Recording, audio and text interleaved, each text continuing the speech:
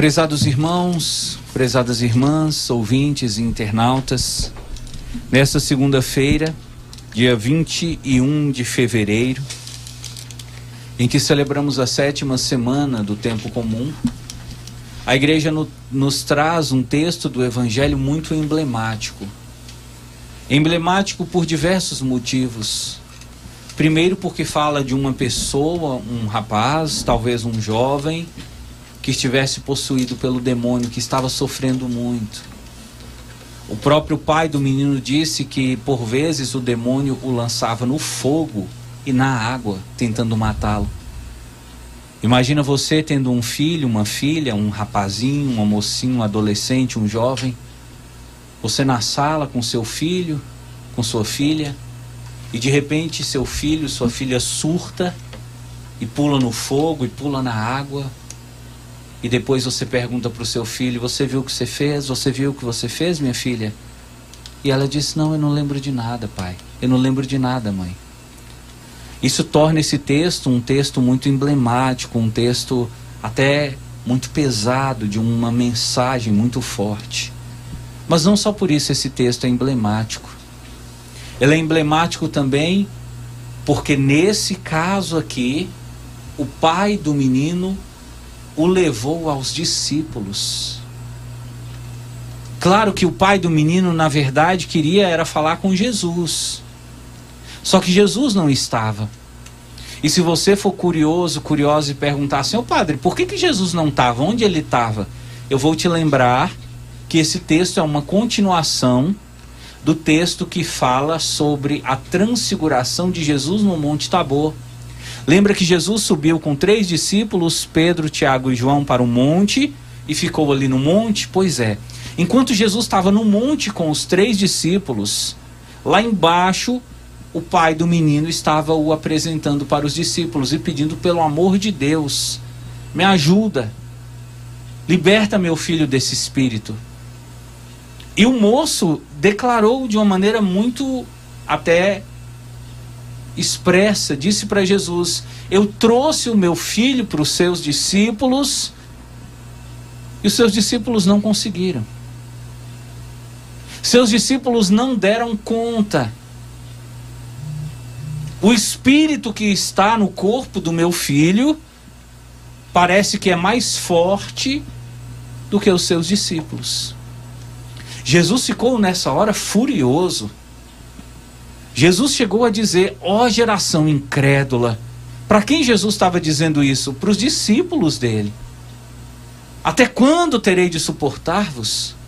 Até quando estarei no meio de vós? É como se Jesus estivesse dizendo: olha, eu não vejo a hora de ir embora, eu não vejo a hora de sair daqui, porque eu não suporto isso. Veja como deixou Jesus furioso o fato de os discípulos não terem dado conta. O fato de os discípulos não terem conseguido. Aqui nós poderíamos até fazer uma adaptação desse texto para dizer assim: também na nossa vida, quando Deus nos apresenta uma missão, quando Deus nos apresenta uma tarefa, quando Deus coloca diante de nós uma situação e nós não damos conta, Jesus fica furioso. E por que ele fica furioso? Porque ele sabe que nós damos conta. Ele sabe que nós temos como resolver esse problema. Mas a nossa falta de fé, a nossa incredulidade é muito grande e acaba nos atrapalhando. Jesus aqui ficou chateado com os discípulos, porque ele estava treinando, ele havia treinado os discípulos para essa hora. Mas na hora que mais precisou, os discípulos, como diz Dona Maria, deram com os burros na água.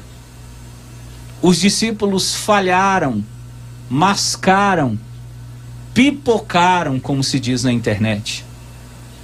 E aí vem a pergunta: por que os discípulos não deram conta? O que será que aconteceu ali naquela hora, que os discípulos fizeram uma oração e o resultado não veio? Por que será que os discípulos não conseguiram expulsar aquele espírito? Por que será que aquele demônio não obedeceu aos discípulos? Dona Maria nessa hora vem com suas teorias e diz assim: ah, padre, deve ser que é porque eles estavam cheios de pecado.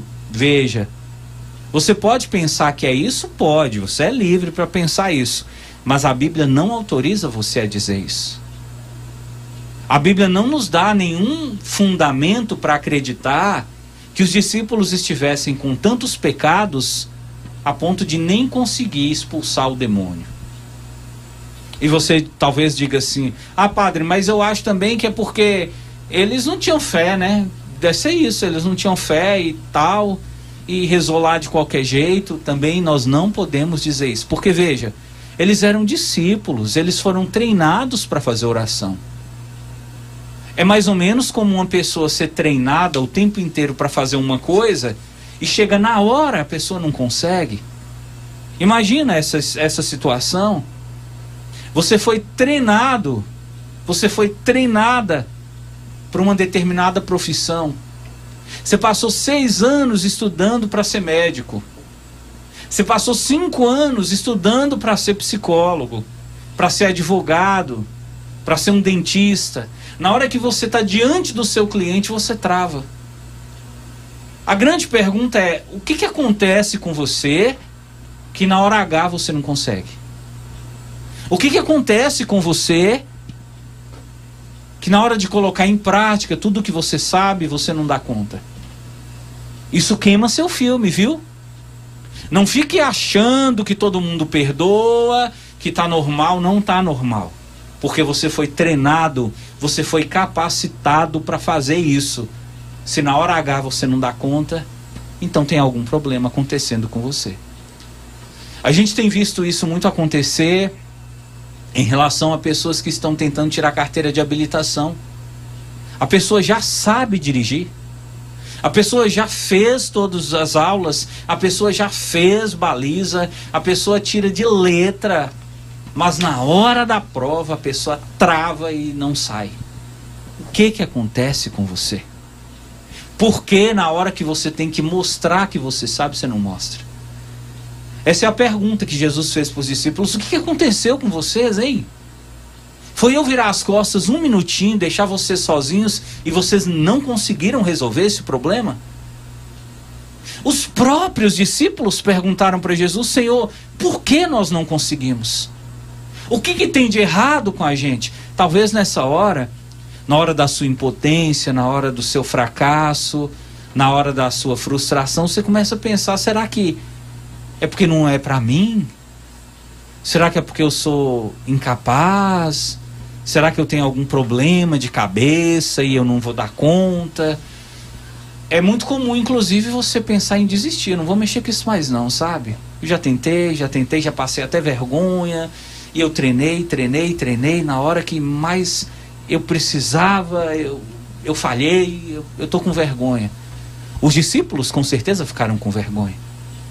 Afinal de contas, foi na vista de um monte de gente. Muitas pessoas viram os discípulos falhar. E eles ficaram questionando: o que tem de errado com a gente, Jesus? O que tem de errado com a gente? A gente está te acompanhando. A gente escuta, a gente até anota o que o Senhor fala.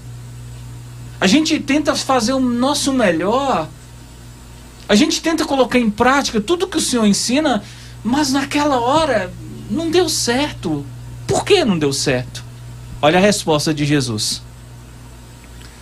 Essa espécie de demônios não pode ser expulsa de nenhum modo, a não ser pela oração. O que Jesus está querendo dizer aqui? Que chega um momento na nossa vida, que chega a acontecer algumas batalhas para nós, que por mais que a gente se esforce, por mais que a gente tenha prática, por mais que a gente tenha conhecimento, por mais que a gente humanamente esteja pronto, a gente não consegue o resultado. Porque o resultado não depende do esforço humano, depende da oração. Então Jesus estava dizendo para eles: olha, pessoal, Eu não vou dizer que vocês não estavam preparados, porque vocês estavam. Todas as aulas que eu dei para vocês, vocês pegaram. Vocês não faltaram às aulas que eu dei. Nos momentos que eu estava ensinando a matéria para vocês, vocês estavam prestando atenção. Eu sei disso. Eu não estou duvidando da capacidade de vocês.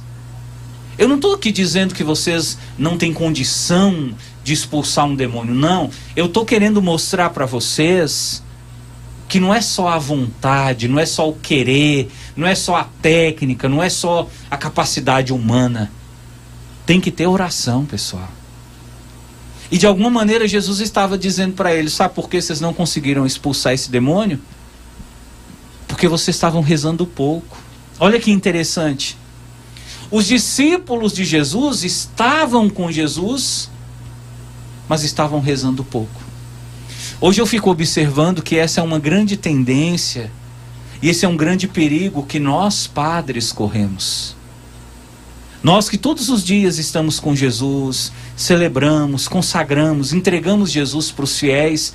Às vezes a gente fica tanto tempo com Jesus que a gente esquece de rezar. A gente esquece de dedicar um tempo para a oração. Mas isso não acontece só com o padre, não. Tem muitos líderes de igreja, coordenador de catequese, coordenador de ministro, ministro da Eucaristia, leitor e animador de missa, ministros de música, cantores, ministros da acolhida, pastoral da comunicação, onde as pessoas estão ali dentro da igreja, mas não têm uma vida de oração. Então Jesus está dizendo: olha, você pode estar comigo, você pode andar comigo, mas se você não tiver uma vida de oração, pode chegar um momento que todo o conhecimento que você tem não vai servir de nada. Você pode saber a Bíblia de Gênesis a Apocalipse, de cabo a rabo, você pode recitar salmos de cor. Se você não tiver uma vida de oração, vai chegar uma hora que nada vai ter sentido. Então a chamada de Jesus aqui para os outros 9 que ficaram, Jesus subiu com 3, ficaram 9 lá embaixo. A chamada de Jesus para esses 9 é: vocês precisam rezar mais. Vocês querem expulsar o demônio, mas vocês não rezam. Hoje Jesus talvez esteja falando para você. Você está aí reclamando que na sua vida você só está levando pancada, você só está levando derrotas e recebendo frustrações. Na sua vida nada vai para frente, você não consegue conquistar seus sonhos, e você treina e na hora H você não consegue. Jesus está dizendo: talvez o que você está mais precisando agora não é nem de treinar, é de rezar, é de tirar um tempo para rezar, porque tem coisas na nossa vida que elas só mudam pela força da oração. Então fica para você a dica, viu, meu irmão? Fica para você a dica, viu, minha irmã? Não é pela força que você vai conseguir. Não é na marra, não é na tora, como diz Dona Maria. Não é no grito. Tem coisa que só vai para frente quando você está cheio, ungido, repleto do poder da oração. Se você rezasse mais, eu garanto para você, a sua vida seria diferente. Se você rezasse mais, talvez esse emprego que você está procurando tanto já teria aparecido. Se você rezasse mais, talvez essa carteira que você está querendo tirar já estaria na sua mão. Se você rezasse mais, talvez você nem precisaria de ficar procurando tantos médicos. Você já teria alcançado a cura. Faça a experiência. Tire mais tempo para rezar, aumente as suas orações. Não queira só estar perto de Jesus, não queira só estar na igreja, não queira só estar servindo na liturgia. Queira ser uma pessoa de oração, e você vai ver a diferença que a oração faz na sua vida.